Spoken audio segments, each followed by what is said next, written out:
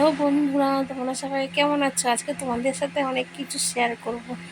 আজকে আমরা দুজন একটু সকাল সকাল বেরিয়ে পড়েছি ঘুরু ঘুরু করতে। দেখো, বাসে করে হাওড়ার ব্রিজ থেকে যাচ্ছি।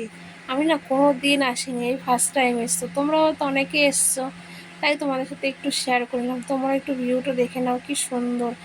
আজকে না রূপকথাকে নিয়ে আসিনি, জানো তো, এত রোদ উঠেছে না, ওই কারণে ওকে নিয়ে আসিনি। ও খুব বলছিল আমাদের সাথে যাবে, না এখন যাস না, পরে যাবি।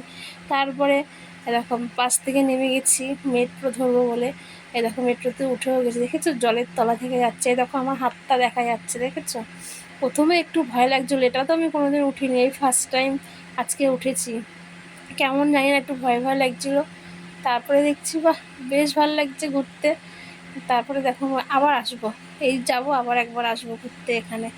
এত মজা লাগছে না, কি বলবো, কত লোক জানো। তারপরে দেখো নেমে গেছি, তারপরে বাড়ি চলে এসছে। দেখো দেখছি আমার সন্টু মা খাবার খাচ্ছে, আর রূপকথা আর ওর বান্ধবী মিলে বাদরামি করে যাচ্ছে, দেখেছো দেখো।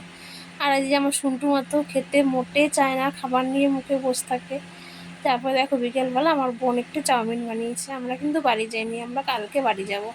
দেখো চাউমিন, রূপকথা কিন্তু আগের থেকে 1 চামচ খেয়ে নিয়ে, দেখেছো। তারপরে আমার বোন বাজারে গেছিলো, সেখান থেকে একটা ম্যাঙ্গো জুস কিনে নিয়ে এসছে, দেখেছো। দেখো 3জন নিয়ে নিয়েছি।